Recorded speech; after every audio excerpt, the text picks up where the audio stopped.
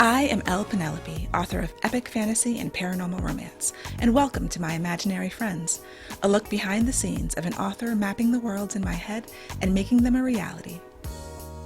Hello friends, today is Sunday, October 11th, 2020, and this is episode 89 of My Imaginary Friends. I'm Leslie. So this is the second time that I'm recording this tonight, because the first time I didn't turn the microphone on.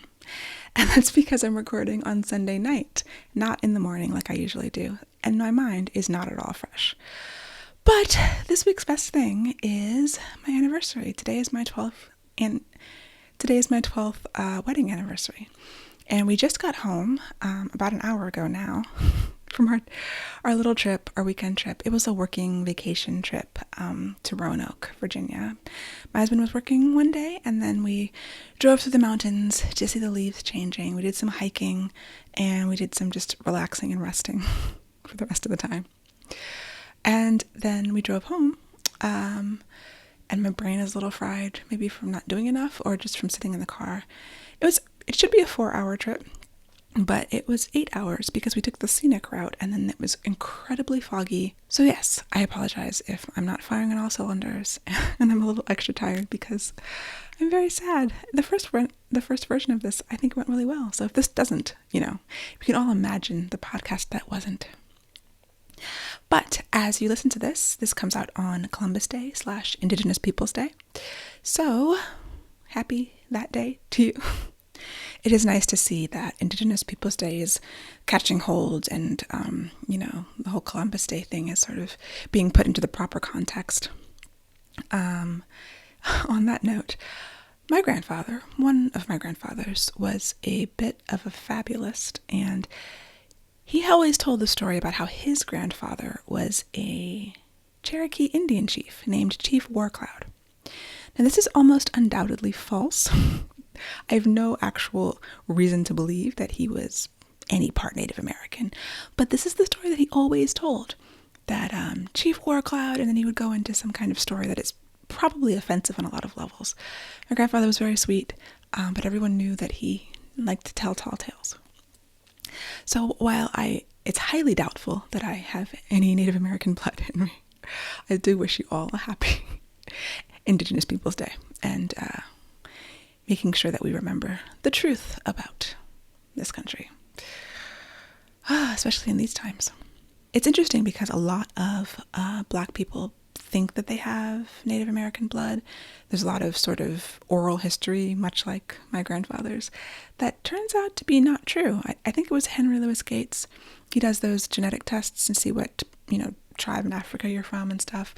And this high percentage of Black people believe that they have Native American blood, and a very, very tiny percent of us actually do. All of the blood that we have that is not African is basically white. And I know my grandmother, at least, I know that her great-grandfather was the slave master. And so we know that her grandfather was the freed slave, and apparently oral history is he shook hands with Abraham Lincoln once. I don't know if that's true either, but, that's how these things go in families. Anyway, my writing update. So, I'm still working on the 1920s fantasy heist story. I'm still having a lot of energy on it, and I'm still doing a lot of research on it. In fact, yesterday, I ended up doing more research than I had planned. It's so easy to fall down that hole. So my intention had been to write a synopsis. The first stage synopsis, very bare bones. I still have a lot of decisions to make, but I wanted to get the things that I have down, or the things that I have in my head, at least on paper, and start narrowing things down. Because one of my big problems is being assaulted by all the possibilities of a story, especially at this beginning stage. And it's been a while since I've had this much room to breathe, After doing a 7-book series where things were set in stone, I have the whole entire universe of the story to play with. And my job is to take it from, a huge country of wide open spaces and bring it down and bring it down and bring it down until it's the size of a house. So I have a structure and walls and a foundation to have a story take place inside of that. And it's about making decisions about everything. So I'm kind of working on everything in tandem. I'll spend some time doing world building. I'll spend some time on the magic system, on the characters, on the plot, and then go back and do a little bit of each because they all inform each other. And I'll make a decision, but it's not set in stone because as I do more research or as I have some insight or inspiration, it will cause me to rethink the decision that I had. And I want to be open to changing things. Like, it's too early for anything to be set in stone.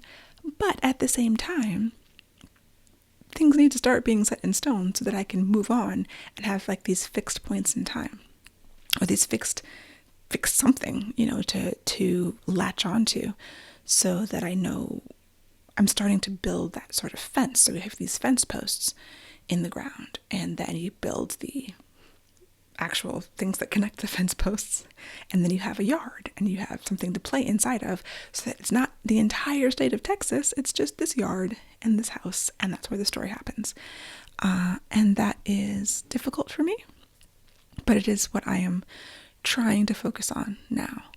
But for example, yesterday when I thought I was going to be writing the synopsis, I took a slight detour to scratch a little itch in terms of like a thing that is in my mind that I was just going to do some quick research on, that turned into several hours of research, that turned into me signing up for the free trial to newspapers.com. And I might have had the free trial on a different account before.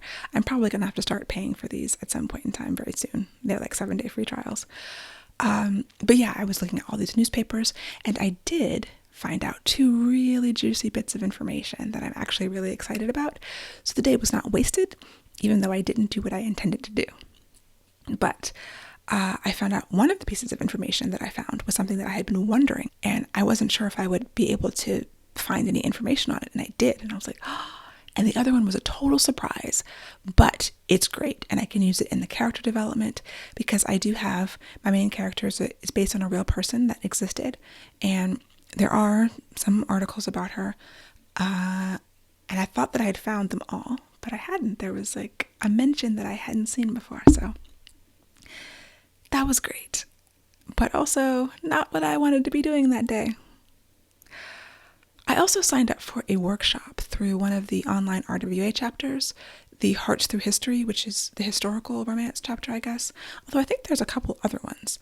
But it had occurred to me as I was doing research that I would like to know a little bit more about how to do it to make sure that I'm doing things right. But also, I know that I just don't know all of the different types of resources that are available, and I would like to know more. So I happened to look on that day on their website, and the workshop had actually started 2 days before. So it was still accepting registrations. So I did register, and immediately, the first lesson had already gone out, and it was like a barrage of information and resources and links. And I was like, whoa, okay, I don't know if I'm going to be able to keep up with this class, but I do appreciate having the info, and I'll do my best. I can't, not sure if I'm going to actually participate, but I will be there lurking and sucking in information. So yeah, that was good. It might be overwhelm, and maybe I don't need a class. So the class is on researching historical fiction, if I didn't say that before.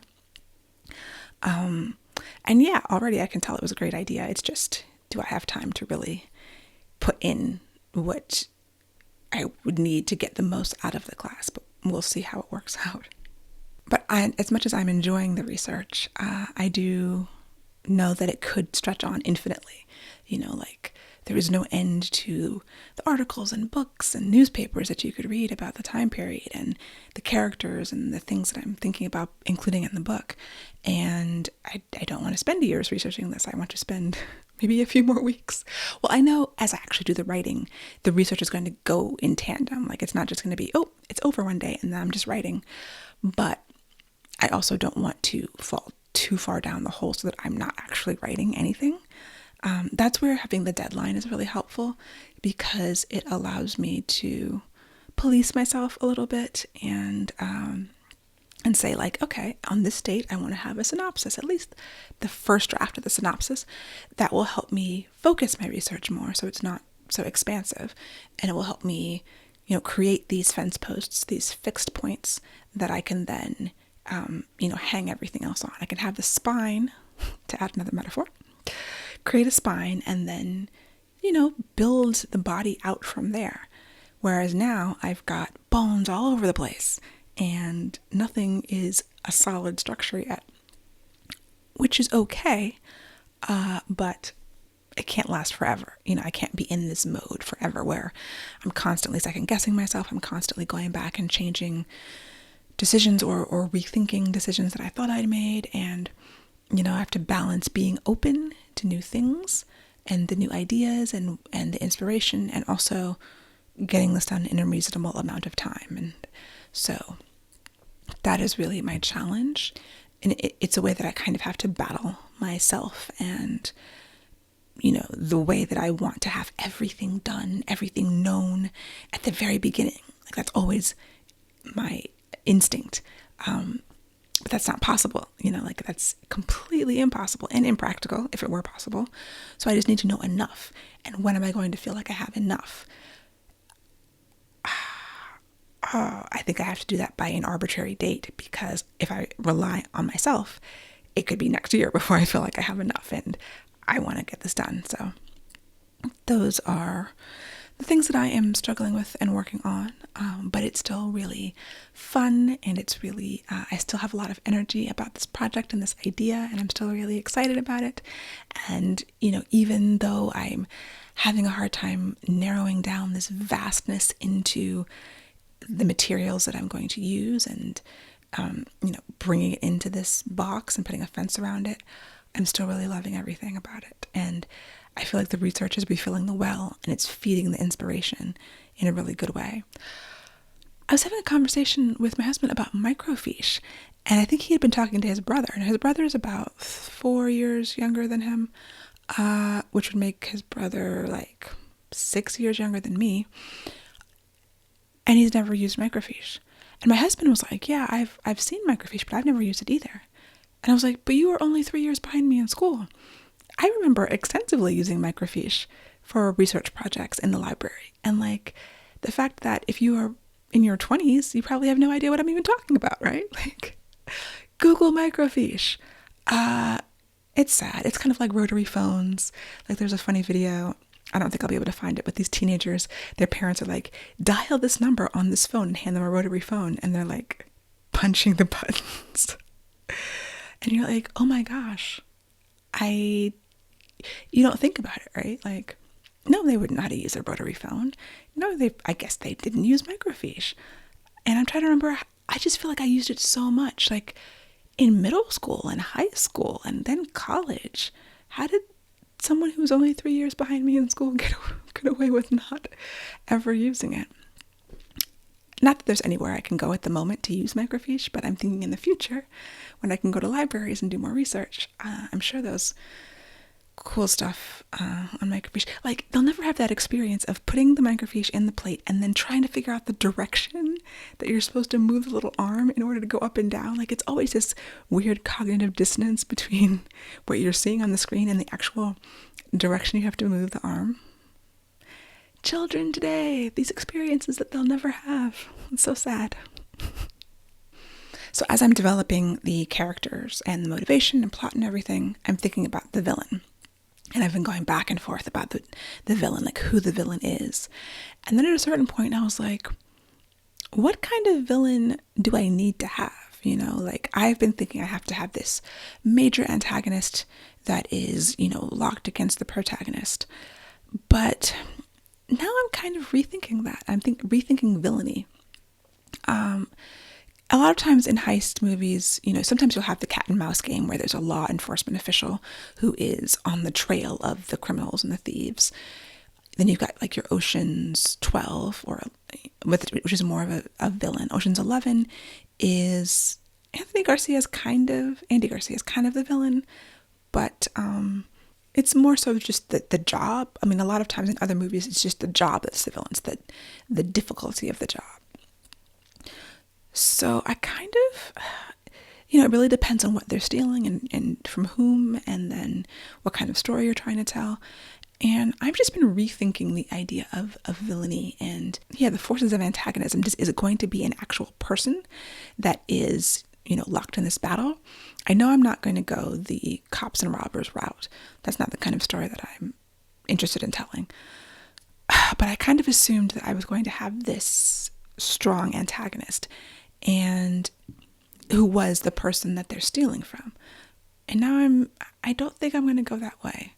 I'm not sure where I'm going, but just the idea of that. And it reminded me of the podcast with Jason Reynolds. It was Deadline City, and I talked about it a couple months ago. And he was talking about, he doesn't like fantasy, bless him, but he doesn't like villains either. He likes forces of antagonism. And that is more of a literary model, is what I was saying in the previous podcast. And I still believe that. But I think there's a way that you can do it in more of a commercial genre fiction model that can still work. So you have levels. You've got the difficulty of the job is important in a heist. That's definitely a huge part of the antagonistic force. And then on top of that, they can still be people, but can the people represent more the forces? I don't know. It's something I'm playing around with. And as I was going through all the different options of the different types of villain and the different characteristics this person would have, and who are they, and what's their background, and how did they get to be this, like all of those things, then I was like, do I want this person to be that?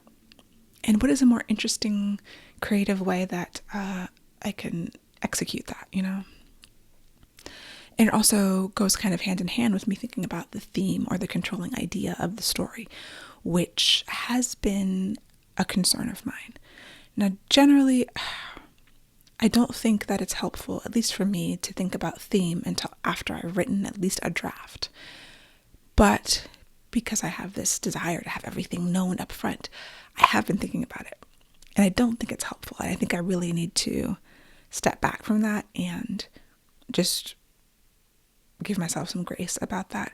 Because when you think about theme too much up front, I think there is a tendency that the story can get preachy and overly messagey, and that's never what I want.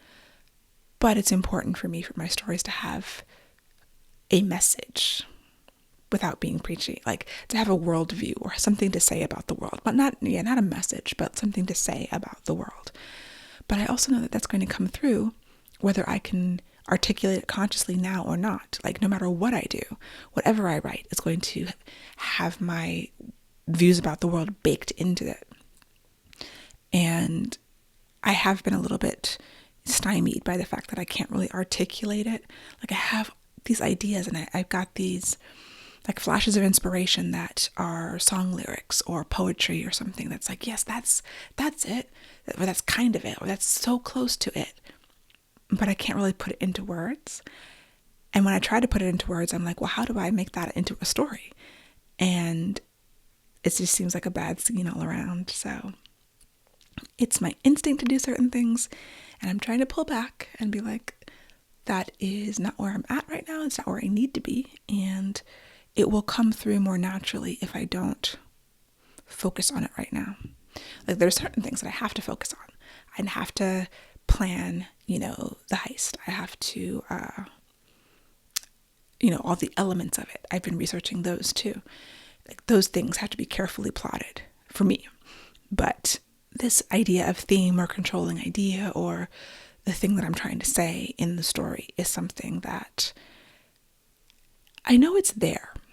It's there with the story. It exists. I just haven't found it yet.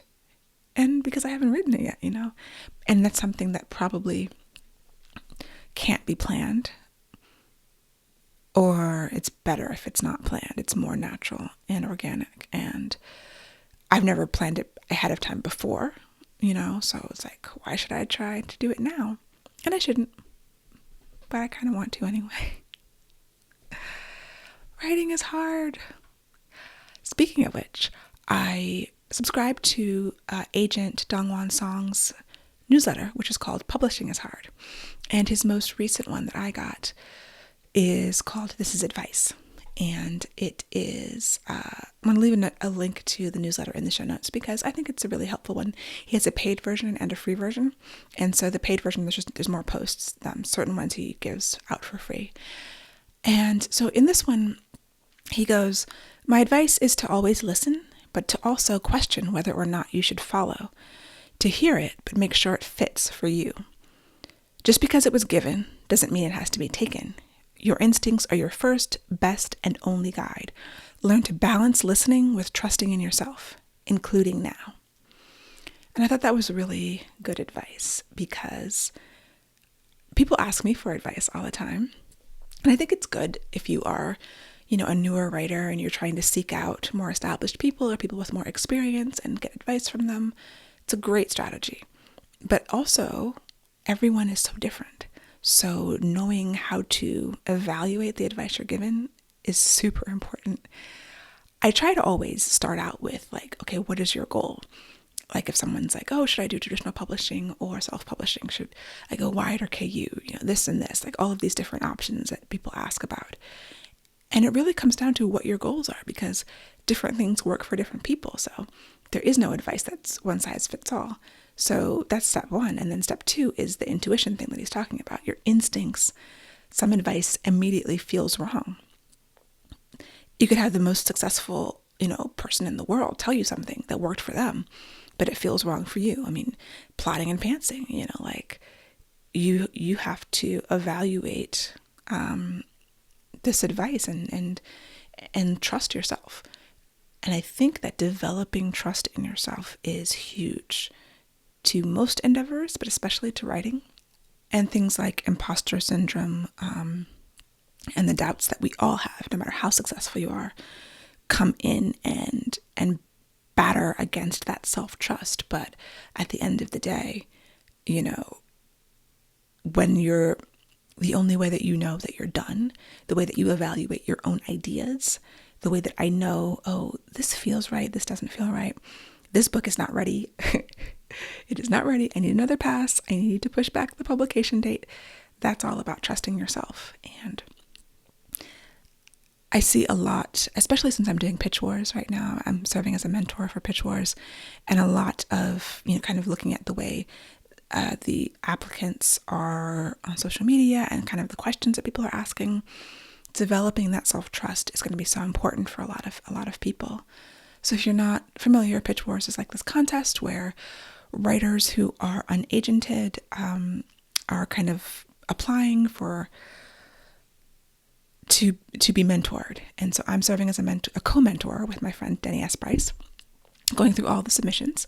I'm happy to say that as of today, I have gone through all of the submissions we received. And now we're going through the even harder process of picking, or starting the process of picking. So many of them are so good. It is going to be really, really difficult to choose. I don't envy myself for the weeks to come because, the quality has been, for the most part, really high. And I wish that we could, choose all of the ones that I love, but we can't. So I have so much empathy for agents and editors who do this all the time, get hundreds of submissions a day or whatever and have to go through them. You really understand what it means when agents say, because some things just leap off the page and smack you in the face and you're like, whoa, in a sentence or two, in a paragraph, I need to take another look at this. I want to request this. This is amazing. And then you get a lot of ones that are just really strong and good writing and clean and great ideas and creative. And you're like, how do I choose? So the ones that leap off the page are few and far between. And that makes it a little easier, but there were several of those. And then there are all the other really good ones. So, that process is ongoing. And we have till the end of the month to choose our mentee. And then we choose the mentee to work with. We'll work with them for 3 months on their manuscript. And at the end, there's the agent showcase where they will pitch a bunch of agents and hopefully, move forward from there in their publishing career. So yeah, it's exciting. I know a lot of people are nervous, that a lot of the submitters are very nervous, and are they going to get requests? Are they going to get chosen? It's, the competition is really, really hard. So everyone out there who is waiting to hear back with bated breath, just know that, we're making really difficult decisions between things that we really like a lot. And yeah, I don't know what we're going to do. I did want to say that this podcast, My Imaginary Friends, made a list of 10 bookish podcasts on booktrip.com. So shout out to Tiff Marcello for that. It was really nice to see. I know that she's going to be starting her own podcast soon, and I'm excited about that for when that comes. I'm sure I will be telling you all about it when it comes out. My book, Song of Blood and Stone, also made this list on Book Riot of 20 must-read fantasy romance books, which was super gratifying, and it's among some of my favorite writers and books. So that's also super exciting. And it's just nice to kind of get that feedback that you did something before that people really liked, and so you can probably, hopefully, do it again. Like, I do hope, as I'm going through all of the struggles with this, creating this thing that will become a manuscript at some point, that I have done this before. Each time you do it, it feels completely new and different, and I guess that's the joy and the pain of writing. Writing is hard. Also, a reminder that Under a Winter Sky is available for pre-order. That is the anthology that I'm in, along with Jeffy Kennedy, Melissa Marr, and Kelly Armstrong. Book 3.5 of Earthsinger Chronicles is in it, and I just got it back from the proofreader, so I will be turning it in officially as soon as I read it over and, do my last pass. So yes, you can pre-order from my website. You can get a signed print copy from me or any of the other authors. We're all kind of individually selling signed print copies. We'll also be doing some signed book plates because we're all in different places, and Kelly is in Canada. So we are going to try to do these book plates, which was my idea, and I think I need to design them, which is something that I'm going to put on my list for this week, to design book plates and get the pricing and printing them and all of that stuff. So that'll be a nice treat. Also, I've got some workshops that I'm teaching, and I will link to my events page. I'm going to be teaching 2 workshops at the Writer's Digest conference in early November. One on organizing your writing life. So if you are interested in more organizing tips from me, that's going to be fun. I'm excited about that. And one on writing fantasy. And then I'm doing another workshop the next weekend for the Muse Writer Center. These are all online, and that one is going to be on fantasy world building specifically. So check out my events page, which is lpenelope.com/calendar, or just go to my website for more information on those things. Should be fun. And that is it for me for this week. For real, this time. My goals are to get a first draft of a synopsis done so I can hopefully start, making these fixed points, these things that I will not change, hopefully, and maybe get a schedule together. I've got the loose schedule, so that's probably all I need, but definitely synopsis, and continue to work on the character, the plot, the magic system, the world building, everything that's needed to actually start writing this book. Yeah, and so I hope that you have a wonderful week, and I will talk to you next week. For episode show notes and to sign up for the Footnotes newsletter and get the show notes in your inbox, go to myimaginaryfriendsshow.com. Subscribe wherever you get your podcasts and watch the video episodes on YouTube. I would really appreciate a rating or review to help support the show. And My Imaginary Friends is part of the Frolic Podcast Network. For more fantastic podcasts, go to frolic.media/podcasts.